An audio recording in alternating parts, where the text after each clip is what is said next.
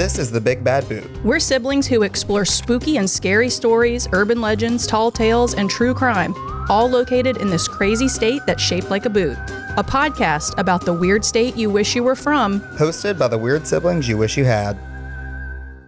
Hey, y'all, and welcome to the Big Bad Boot. I'm Kati. And I forgot to take my antacids today. Great. So I'm a little burpy. And this walking disappointment across the table from me is my little brother, Caleb. And this is the Big Bad Boot podcast, the podcast about the weird state you wish you were from. Hosted by the weird siblings you wish you had. Do people really think they were related to us, though? Like, do people really wish that? I don't know. Sometimes I feel like they do, but if they really knew how unhinged we were 24/7, they would be like, no. I always am like, the FBI agent that's tapping into our calls is like, something is off. No, we are played aloud for everyone at their Christmas party every year. Yes. Especially if they have wiretapped my car where I talk to myself. Oh my God. It's over with for me. Oh no. Mm-hmm. All you hear in my car is like, do, a podcast, maybe an occasional fart. I don't know. I argue with myself. Like, I do fake arguments with people. I do that in the shower and I always win. I love it. Just in case I need to hype myself up if I feel like I'm going into something. That's what I do. This is a podcast. What are we doing? Yeah, Forgot what we're doing. How's life been going, bud? It's been good. Can't complain. Mm-hmm. Can't complain. Yeah. Wish insurance rates would go down. But Yeah. that's about it. Well, we're going to Key West this week. We leave in 3 days. I can't wait. Yeah. I cannot wait. We're flying to Key West for one of my really good friend Megan's wedding. But by the time everybody hears this, she will hopefully already be married. Still be married. And if she's not, Megan, we side with you on all Always. matters. But by the time everybody hears this, she'll probably be married. We're time travelers Yeah. today. Yeah. Mm. By the time this hits your ears, we will have already been there and come back. Your ear holes. Your ear holes. Mm. Well, I'm excited. I get to be passenger princess for this episode. Yeah, and it's a gory one. Hang on to your butts. Because it okay. is like, if you're listening to this and you have small children in the car, maybe pause it, go to another episode. Wait, if if you you're have eating- small children listening to this, we need to talk to you. I mean, this isn't really the subject matter for them. I mean, they could listen to it if they wanted to. But It's historical. yeah. And if you're eating something, maybe. It's that bad? Oh, there are some rough parts. What is it? This is the story of Madame Delphine LaLaurie. Oh. Yeah. Oh, Lord. Oh, hold on. Let me reposition my butt cheeks. It's- Okay, I'm ready. It is, like in the words of Papa Kelly, like, hell cannot burn hot enough. Like, Mhm. hell is not burning hot enough for this woman right now. Which, like, I hate this because every time I hear the name Madame Delphine LaLaurie, I think of Kathy Bates. Yes. Which is a compliment to her, Kathy Bates as an actress, but Yes. I love Kathy Bates so much is that I hate that is the image in my head Right. when I think of this person. Because I do adore Kathy Bates. God, and dog she it. was a healthy Kathy Bates in that one. You know what I Mhm. mean? That's In my favorite American kind of Horror Kathy Story? Bates. Yeah. Yeah. Like, Well, it's just like a baby. Nobody likes a skinny baby. Those No. aren't cute. like, I want her, like, a healthy Kathy Bates to, like, be my auntie, Yeah. my grandma. But I'm glad you brought that up because in American Horror Story, which we know we're well versed in. That's our second language. Correct. Mm-hmm. So all the horrible things portrayed In that in show? that show, like in reference to her, there are Mhm. things that aren't necessarily true, but there are things that are, in my opinion, worse Oh, God. than what actually happened in that show. And if it's too gory for American Horror Story, because they sometimes, I think, push it to the limit with Yeah. like what they Push can the limit. see. And I was about to sing "Take It to the Limit," but that's Mm. the Eagles. That's how I'm old and you're not. Right. Yeah. Right. I say let's dive right in. Okay, Because, I'm ready. like, researching it, there were parts where I was crying, I was angry Mm-hmm. at certain points, like shaking. Like, it's rough. So, Mom said you researched this for like 4.5 hours.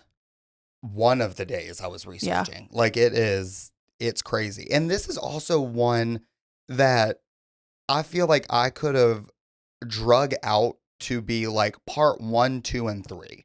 Like, Okay. if you look at her spouses alone, she married some very interesting characters Like, you could do episodes and episodes just about her spouses. How many times was she married? 3. Okay. So let's just dive right in. Okay, I'm ready. So she was born Delphine McCarthy on March 19th, 1787. Now, McCarthy, that's an Irish name, which a lot of people sometimes don't even tie into New Orleans, but No. Irish is actually a pretty prominent background with New Orleans. It's a pretty big culture in some areas, like just the the Irish Catholic Channel. culture. Oh, yeah. Yeah. Well, that last name, McCarthy, is going to be shortened. Her Irish surname is going to be shortened to McCarty. McCarty is actually a plantation near New Orleans, McCarty House. Okay. I don't know if you've ever heard. Yeah. So Okay. it kind of rings a bell. Okay. So she was born into that family. So In New Orleans. Yes. Okay. Day one, the heifer's rich. Why not me? Seriously. I wish that the Lord would have tested me with being a Nepo baby. Me too. Well, I would have gladly taken on the test of being born into a rich family. We Right. would have done so well. Maybe. I would have. I don't see. I'm always on those people where I think I'm like, oh, money changed him. And I'm like, I wish Sure the Lord did. would. pull off in my Tesla. I've never been in a situation where having more money made it worse. The Lord's never tested me with that test yet. But I would welcome it. Me too. Yeah. I hope a door's shutting and that window's coming open. I want to dive into my money like Mr. Krabs from SpongeBob. Or what's the Scrooge McDuck? Yeah, it's just, how did he not break stuff? Like his neck? Yeah, when he dove into those coins. I've thought about that too. Okay. The magic of Disney. Yeah. Anywho's. So she's already born rich. And I'm not going to dive really deep into her childhood. It's pretty uneventful. Who cares, heifer? Opinion. Literally. Because I hate this woman. Mm-hmm. So her first husband is Don Roman de Lopez Angulo. Congratulations on that pronunciation. Right. Well, one of my best friends, Roman, is in his name. Oh. So you just proved just how white we really are. Yep. Anywho, so Don was a highly ranked Spanish royal officer, which was a really big deal because at this time, New Orleans was still under Spanish control. Correct. So he was a pretty big deal. So you already take this beautiful, rich woman because a lot of accounts say that she was beautiful for her time. Which I'm like, of course she was, because that's like probably how she got away with so much. She had 12 teeth instead of the number we're supposed to have, or like what is the standard? But anywho, so she is married to Don. I'm just gonna call him Don. Hey, Don. Well, he is back and forth a lot because he's so highly ranked in the Spanish army. A rich husband who's never around. So he's back and forth a lot. So one of his trips, she's actually pregnant for. He has to go appear in court in Madrid. Well, on the way there, he falls ill. So they stop in Havana where he passes away. Unana. I just got it. So she returns to New Orleans, a young widow, a young mom, still not struggling for money though. Don't feel sorry for her. I'm not. Oh, I refuse. After he passes away, very shortly after in 1808, she remarries again. I say remarries again. She remarries to a man named Jean Blanc. And he is a prominent banker, merchant, lawyer, legislator. So she's gone from one rich to another, now to another. Right. It's just, Anywho, she has 4 children with Blanc before he passes away in 1816. Do we know how he died? No, we don't. So I say no, we don't. I didn't spend much time on that portion. Cool. Because what I'm focusing on today is so much meteor. He passes away in 1816. So then she marries for the last time in 1825 to Dr. Leonard Louis Nicolas LaLaurie. Okay, so she went from a military officer to a lawyer, business owner to a doctor. Correct. She's just running the gambit. Correct. This is when she actually becomes Madame LaLaurie, which it's not LaLaurie, for the love of God. I like to listen to a lot of like other podcasts or YouTube things just in the background while I'm researching about what I'm researching. Right. I like to fully encapsulate myself in the dark subject matter. Right. So the amount of times I heard LaLaurie. Delphine LaLaurie. Oh, yeah. My Lord. Nails on a chalkboard. That could be a you're saying wrong, stop embarrassing yourself corner, but I'll still let you take that one. Okay.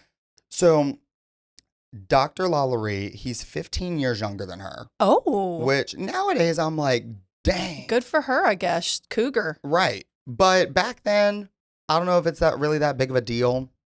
So the marriage was not a happy one. There's multiple accounts of her going to the court and asking for they call it a bed and legal separation.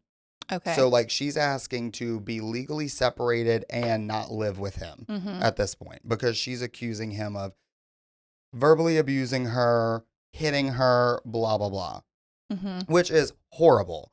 But given everything that we know about this person, I think she could hold her own. Yeah. Like this woman is not some dainty little flower. She ain't getting hit by nobody. Right. 'Cause I wouldn't hit her. Good Lord. Well, she's married to him. They purchase 1140 Rue Royale, which is now 1140 Royal Street. Which is the famous LaLaurie mansion. I saw someone call it the mad house of the mad Madame Delphine LaLaurie. And I was like, ooh, that was nice. That was good. So they're known for throwing lavish parties. I mean, like, I'm picturing, like, Kris Jenner's Christmas Eve party. Right. But, like, at least once a month. Right? I mean, she comes from super duper money of her own family. And now she's married to Dr. LaLaurie, who also has his own great means of wealth, probably at this point. So many people attending the parties started to notice that certain slaves of hers are missing, and she's always got different ones. So some people start asking, like, okay, where did Bob go? Right. Where's Sylvester? We really loved Sylvester's potatoes. Exactly. Where is he? So she would always say, oh, we sent him down to my family's plantation to get some sun. Oh, I hate that. Yeah. That's what she said? Yeah, like she that was phrase? Yeah, like we sent him down to the plantation to get some sun. It's good for him. If you ever asked why they hadn't returned, you were no longer invited to her parties.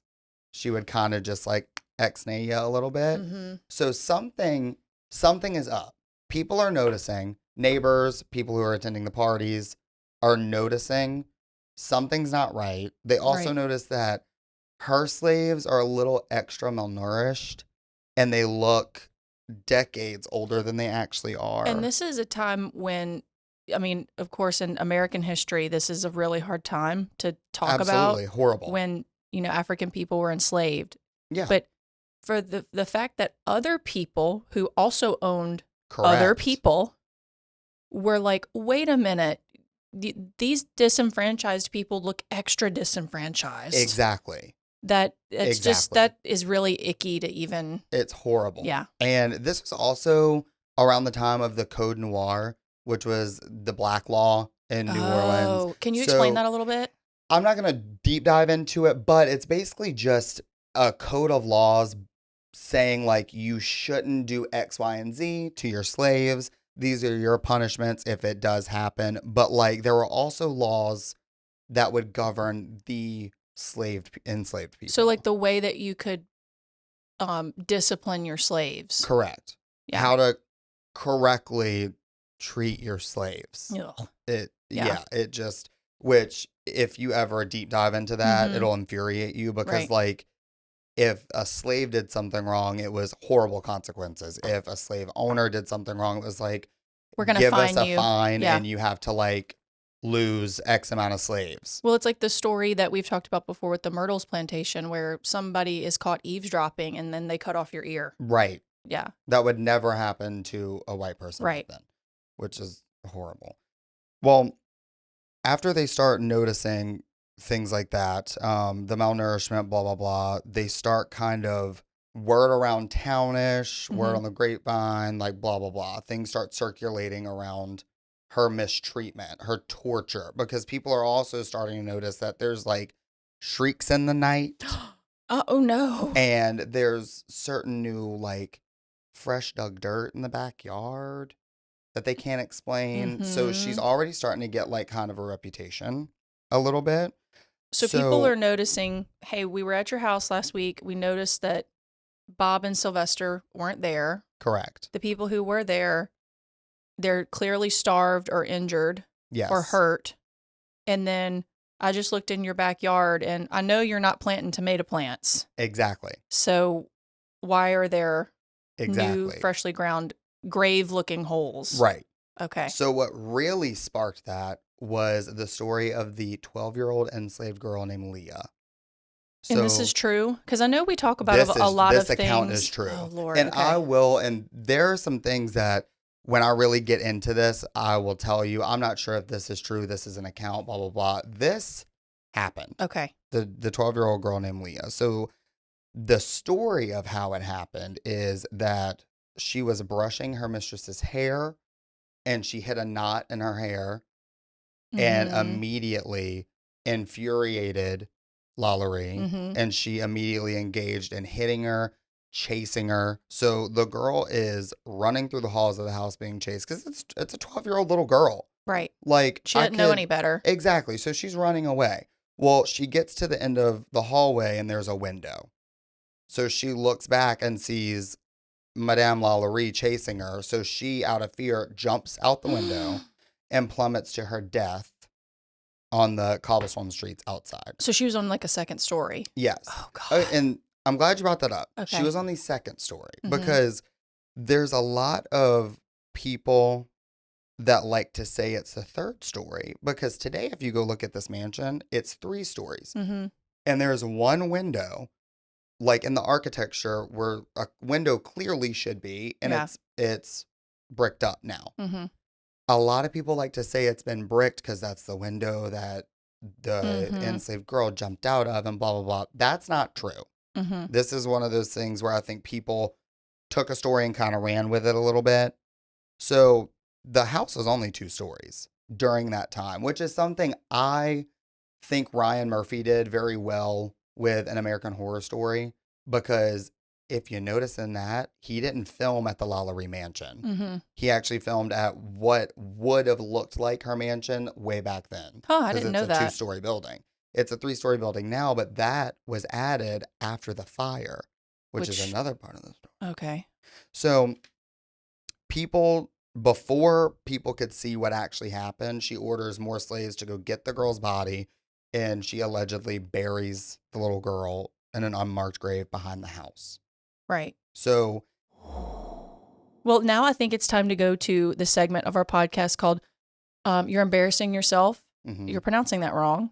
Okay. Is that the name of it? What did we call it last time? It's a working title. Stop embarrassing yourself. You're pronouncing that wrong. Yes. Is that it? Yes. Okay. And it is a working title. Okay. In my opinion. Well, what is your word? Mine is LaLaurie. Okay. I think that's fair. Because it's nails on a chalkboard, and I'm trying to work through it. I really am. And I think the podcast is bringing it out more because it's more pronounced. But I cannot stand when people mispronounce things constantly, especially in the state where I'm from and I love the most. So it's LaLaurie. It's not LaLaurie. Okay. LaLaurie. Okay. I think that was a good one. Thank you. I mean, I had to do that word. I had to do that one because it's the story today. That causes some people to start really looking into her. Do people like her, or are they just they just go to her parties because it's society and it's they feel like they have to? In my opinion, after what I've looked at, I think people tolerated her because people wanted to be a part of the social aspect of what she was doing. If you were on her good side, it was fine. Yeah. She reminds me a lot of, and this is so stupid, but the Queen of Hearts in Alice in Wonderland. Yeah, but the Queen of Hearts, I kind of actually want to be friends with. Where she's so deranged and crazy, and she could snap at any second, but you kind of want to be around her because of what she affords you to be in. Yeah, exactly. But she also that's our crazy friend Bernice. Yeah. But she also might chop off your head at any moment. Right. Yeah. But she might buy me a piece of property somewhere. Yeah. So Yes, I think people tolerated her, and I think people were smart enough to not really ask her or her family any questions. Because of who her husband was, too. Yes, but I think But she was divorced by this point. No. No, okay. So those separations and things, I don't think ever actually happened, because when I get a little further to the fire, which I'm about to get into, he was still living there when the fire happened, which was months after one of these separations. So it was really hard to get a divorce back then. Oh, yeah. You had to like get approved by like X amount of men in a church. Jesus had to say it was okay. Exactly. Yeah. So flash forward, April 10th, 1834. Okay. A fire breaks out during one of the lavish parties. So she moves, instead of trying to evacuate her slaves out the house, make sure her kids are okay, blah, blah, blah. She says, okay, everyone move the party outside. Heaven forbid. Right. Yeah. So the party's going on outside. She's got some volunteers, like neighbors, people at the party are trying to help her empty out the house. So the fire brigade gets there, and she says, don't worry about anything besides my jewelry, my furs, and my furniture. Okay. And they're like, okay, what about, like, where are your slaves at? Where do they sleep? And she's like, don't worry about that. Get all of my stuff. So the fire is still happening, like still raging. They go to the cause of the fire, what they think is the cause of the fire, and it's in the kitchen. They find an elderly slave woman who is chained to the stove where the fire started. Mm-hmm.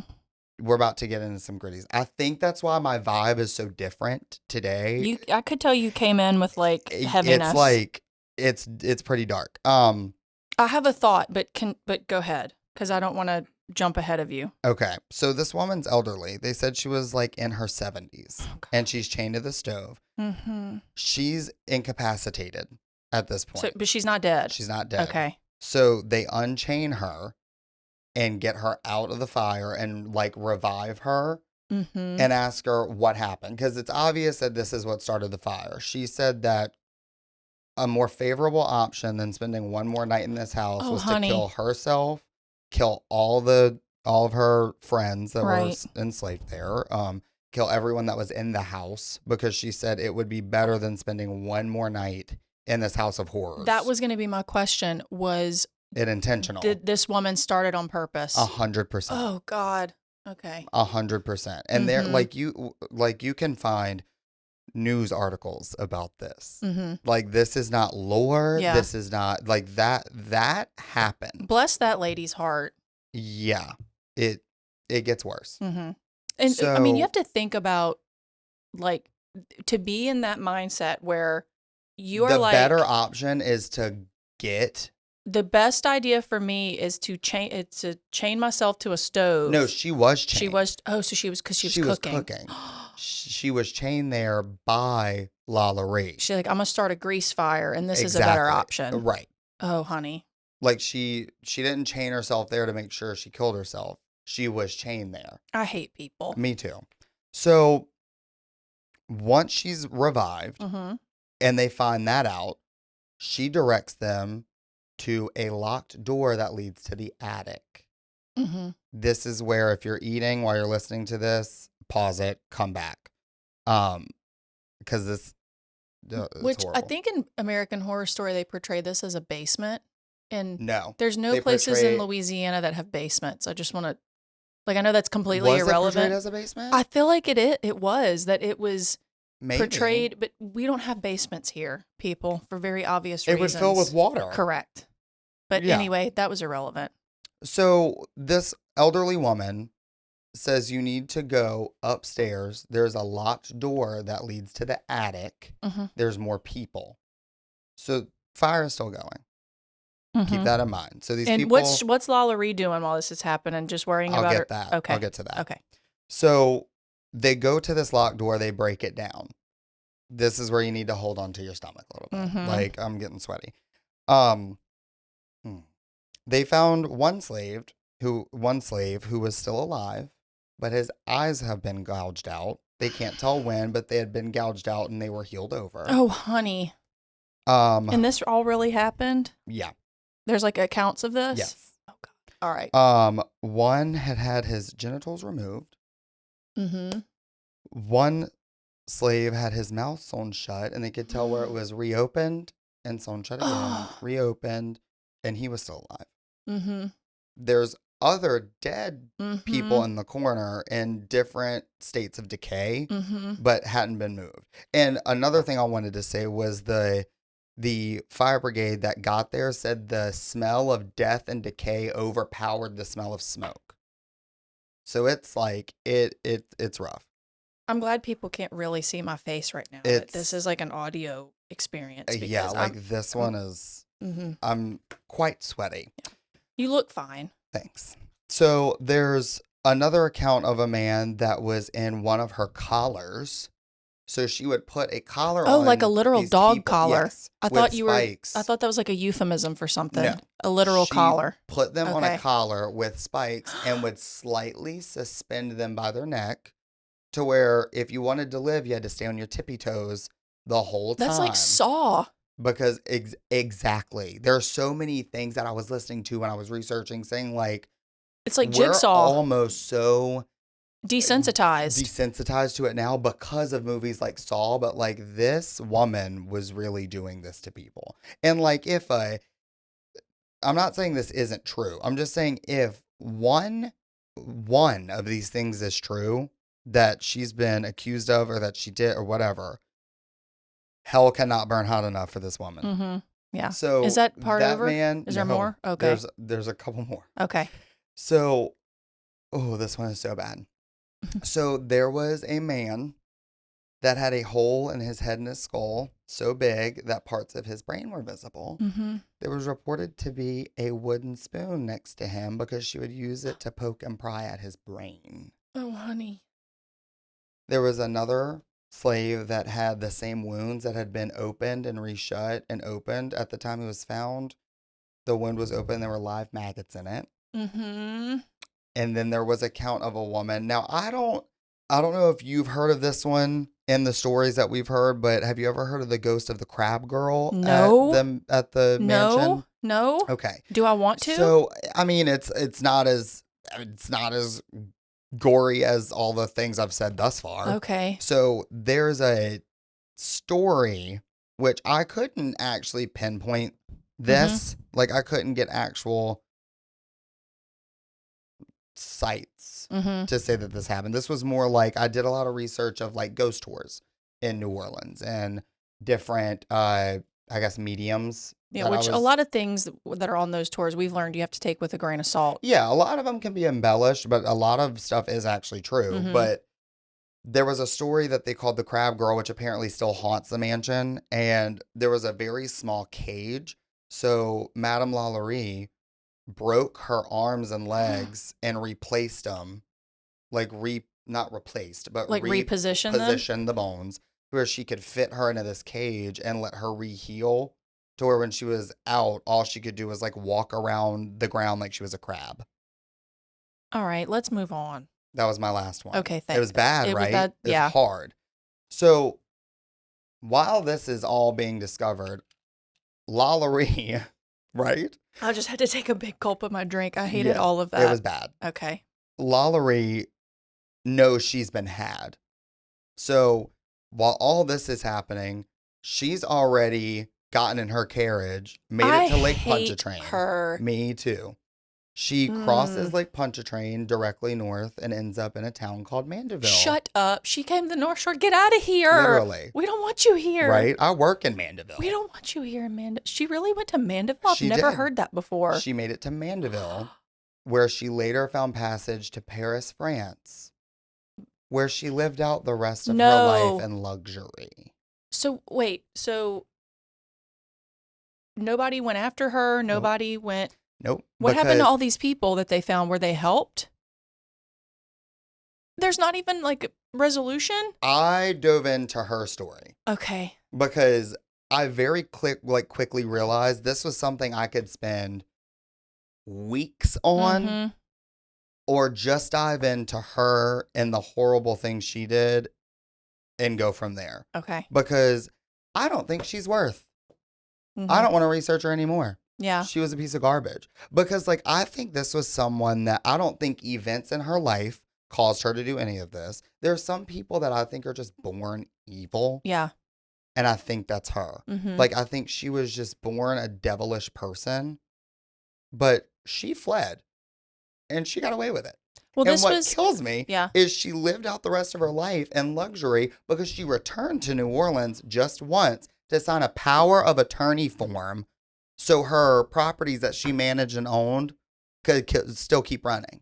Mm-hmm. So she was cashing checks. Yeah. And it's frustrating and it's heartbreaking because I think people probably did help those slaves, but it was also at a time where people probably didn't care enough to like go after her for Correct. anything. Because there are some accounts that I saw to where she was brought to court a couple times for mistreatment of slaves. And before all this. Yeah. They would fine her like $100 and make her forfeit, say, like 9 slaves.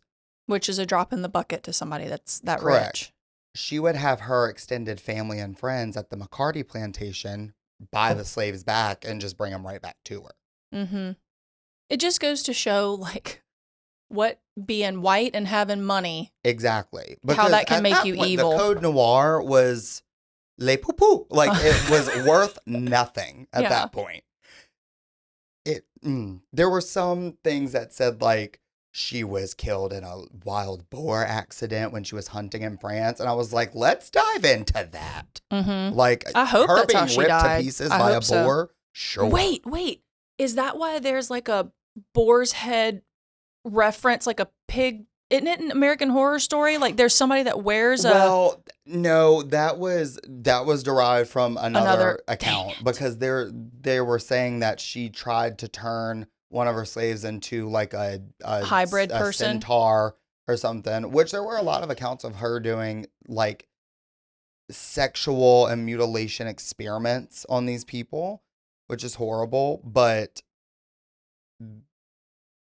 there was a lot of different theories about how she died. But what I've found most credible was she died of just illness. Like, just like every other horrible rich person since the beginning of time. Yep. Like, very, very few actually come to justice, which is the bad part. Exactly. But the thing that gets me is, like, I can understand.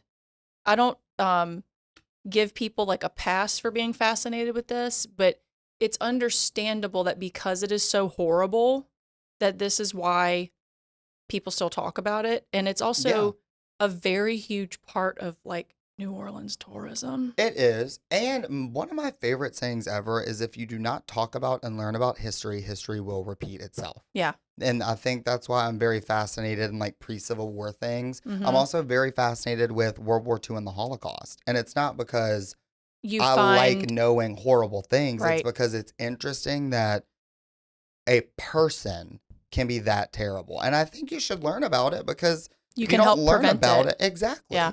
So anyway, she's dead, right? Bye. Girl, bye. Literally. Heifer dies. Mm-hmm. And a lot of people for a long time thought she was in Paris, that her body was interred in Paris.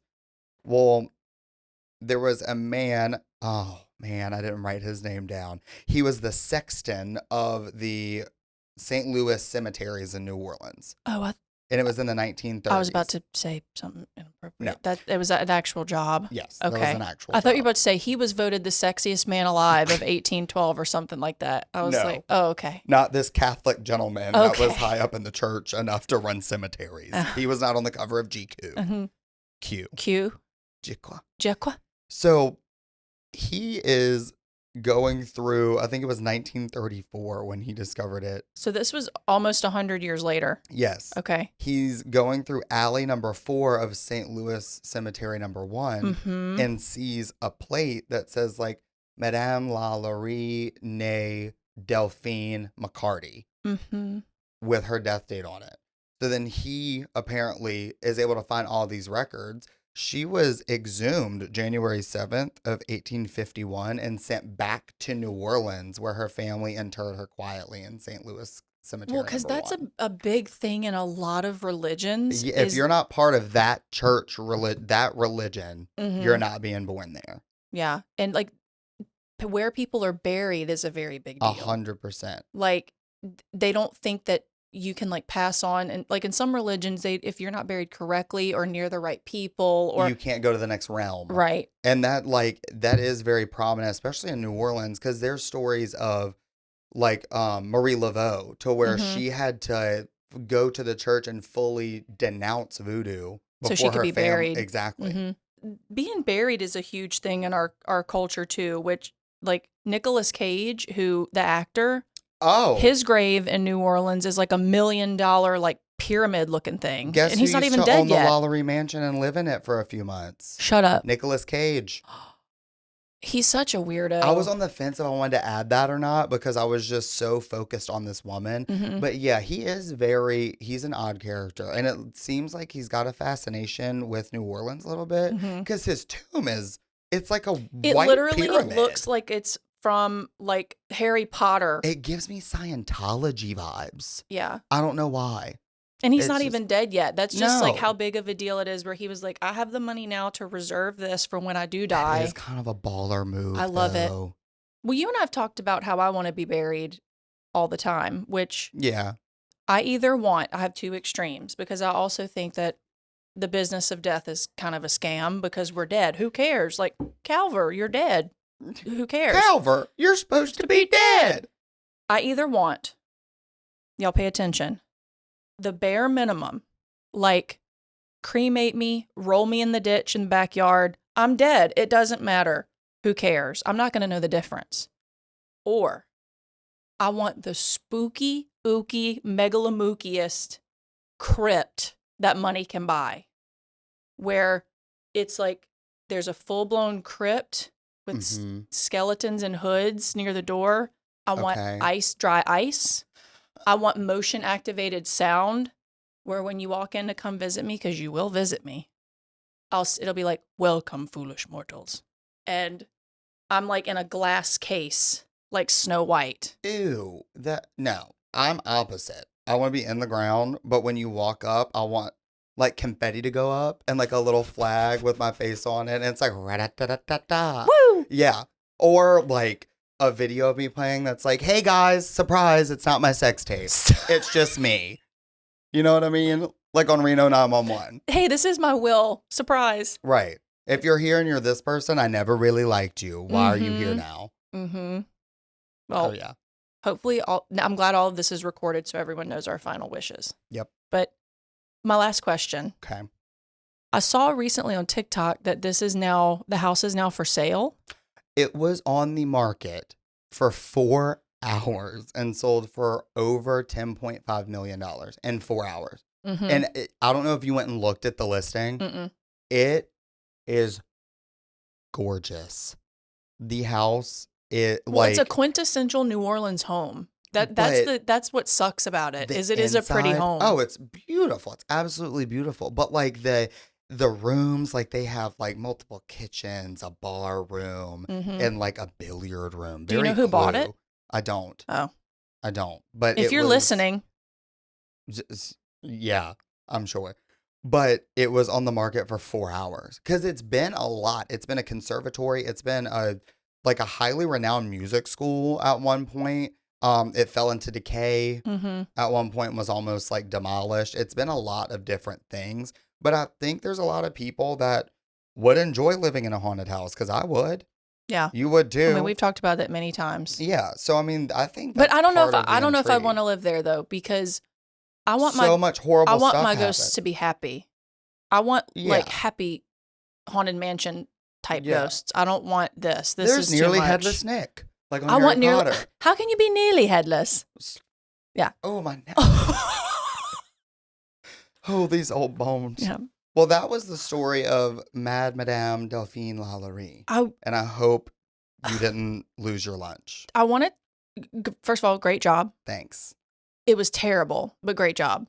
Yeah. The subject matter was terrible. Like, I'm rather sweaty.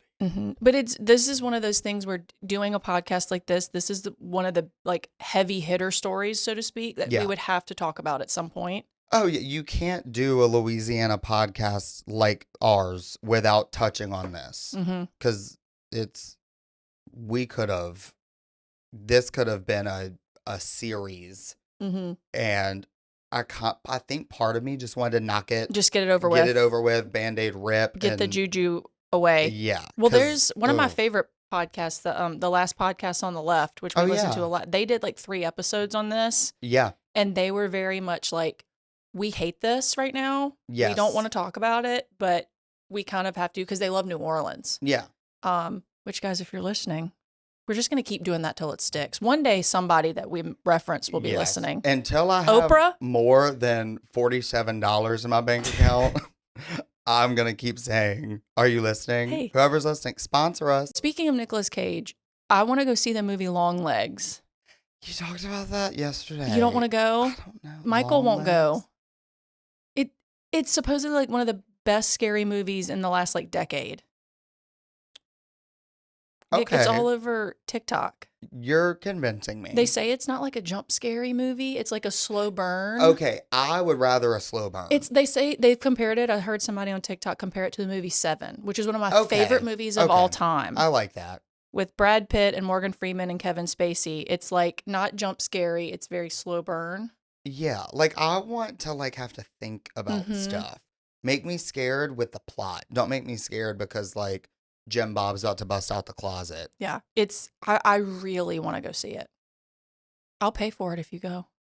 I can't buy your popcorn and drinks. I can't do drinks. I'll do that. Okay. I'll do the popcorn and drinks. Okay, I can buy your ticket. Okay. And you have to drive us there. Being a big sister. That's what it is. Well, I think you did a very good job, and I think you've earned for next episode that you do, you pick the most fun thing you can think of. I am. Like, is there like a clown? Is there a magical hayride that happened? I have one in the wings already. Okay, you have somebody waiting in the wings? Yes. I think you've earned it. I have, because I am sweaty still. I cried. I ran a fever. He really did. Shaking. Like, when we walked in to record today, I was like, are you okay? Like, get into it. Let's get in podcast mode. And you were like, Katie, let's just start. Let's just do it. It was rough. And I'm glad I got it over with. Good job. Wait. Gotta air it out. Air out the pits. Air them out. After that one. I like your shirt, by the way. What does it say? My best friend got it for me. What does it say? It says, mind if I do some lollygagging? It looks like you. And it's a picture of It's a frog with a straw hat overalls. and overalls and a piece of straw in his mouth and some boots. He does look like you. I love it so much. Well, you deserve some rest, and now I get to tell you a story in the next episode. Thank God. So thank you all for listening. This has been the Big Bad Boot podcast. And remember, God made you. And the Rougarou too. So be kind to one another. Bye. The Big Bad Boot is produced by Lettuce Media and edited by Mallory and Jonah. Our music was produced by Macro Tracks. Our super cool logo was designed by AWC Graphics. And our sense of humor and childhood trauma was sponsored by Kelly and Abby Morse.